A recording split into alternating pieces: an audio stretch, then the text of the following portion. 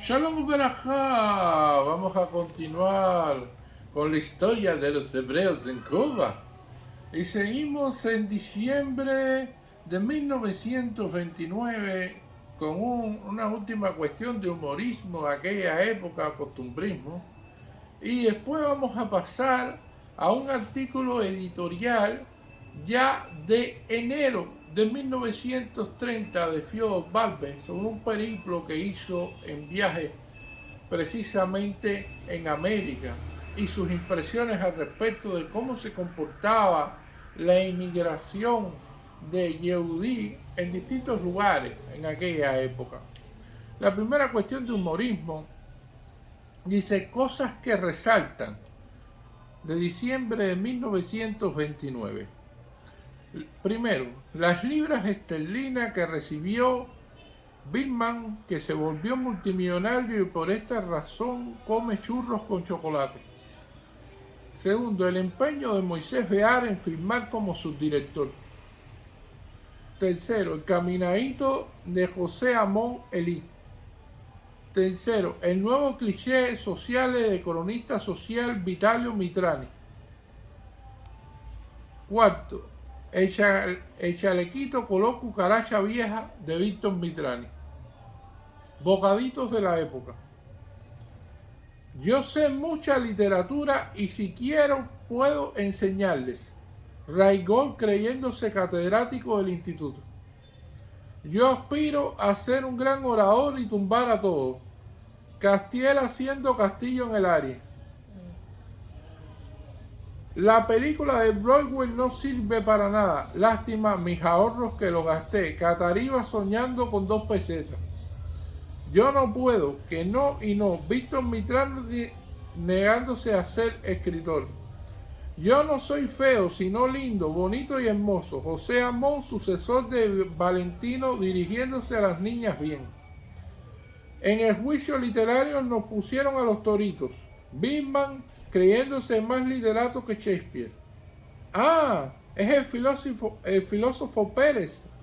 No es eso, yo lo conozco, ya sé quién es. Hortensia Salina bostezando. No te ocupes, está viejo, pero ya compraré otro cuando me saque la lotería. Billman hablando de su sombrero. Trompetilla mensual con ácido sulfúrico. Se exhibe esta vez la persona de nuestro ilustre futuro don señor doctor Moisés Salinas con esencia quelques fleurs de Hombigan y Leroy de Cotin y jugo de boniato con las repetidas demostraciones de su sabiduría en álgebra superior. Ahora, en el estudiante hebreo, en la edición de enero de 1930, aparece este artículo muy interesante de Fyodor Balbe que dice motivos editoriales, impresiones de mi viaje a Panamá y Guatemala. Dice, en estas líneas pretendo expresar las impresiones durante el viaje por mí realizado a Panamá y Guatemala para estudiar la vida de los hebreos en aquellos lugares. Creo que nuestros lectores, siendo hebreos, no podrán menos que interesarse por la vida de sus compatriotas en las distintas repúblicas centroamericanas. Al entrar en el barco que tenía que llevarme desde el puerto de La Habana, el de Cristóbal Colón, busqué el camarote en donde dejé mi equipaje y salí entonces a cubierta. Cambié algunas palabras con los empleados que hablan no solamente el inglés y me senté en una silla donde contemplaba los bellos paisajes que representan a lo largo de la isla de Cuba. Eran las 8 de la noche, el mar tranquilo, el vapor se deslizaba sobre las aguas y parecía que cortaba un espejo.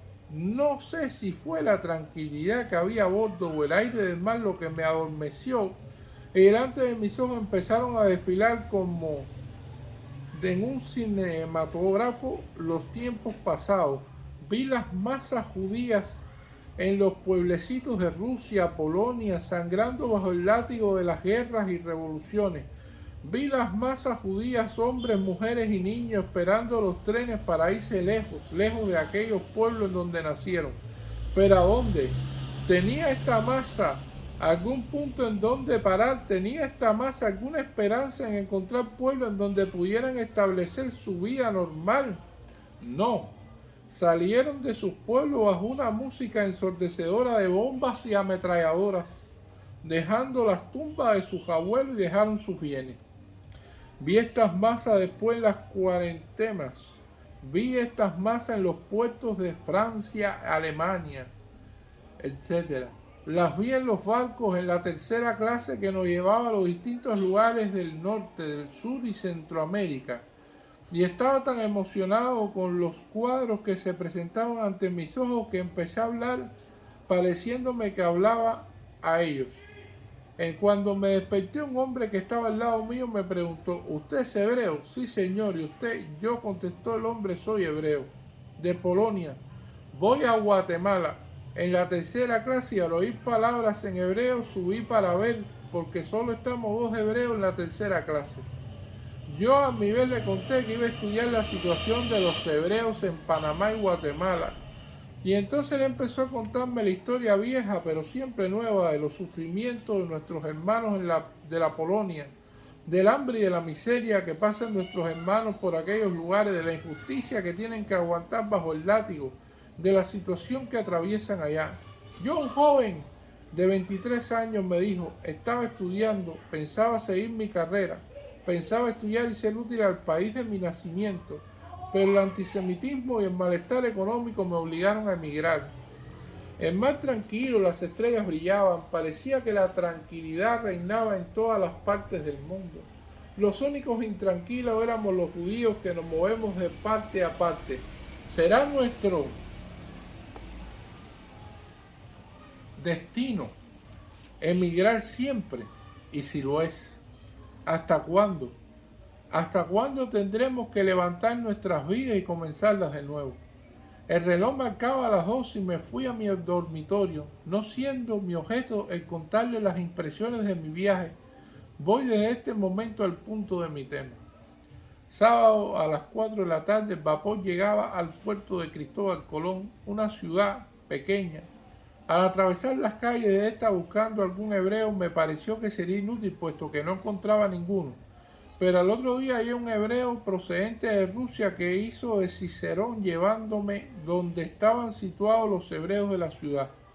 Ahí se encontraban unas 60 familias, poco más o menos, sefaradín procedentes de Jerusalén y unas 6 o 7 familias askenazín procedentes de Rusia, Polonia y los Estados Unidos.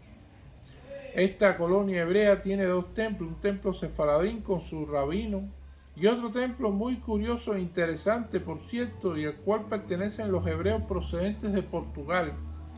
El suelo de este último tiene arena, y al preguntar a uno de los miembros por qué ponen arena en el suelo, al anciano, levantando los ojos hacia el cielo, empezó a contarme: ¿sabes, hijo mío?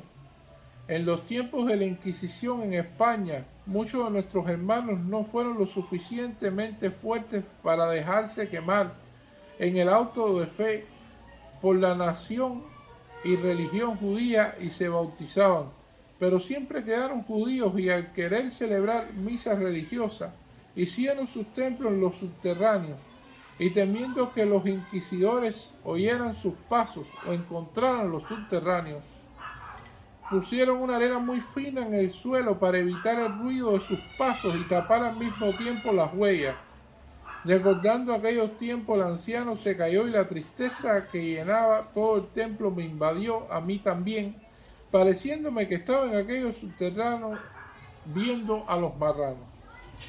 En estos momentos nos sobresaltaron los gritos alegres de unos 10 o 15 niños que se acercaban al templo. Sus ojos negros brillaban de alegría y la cara triste del anciano al verlos sonreía y decía: estos son nuestros hijos que cada domingo vienen para que les lea la historia hebrea. Los niños se sentaron y el viejito empezó la historia de los primeros inmigrantes que salieron de Canaán para Egipto. En el próximo número continuarán estas impresiones. Muchas gracias.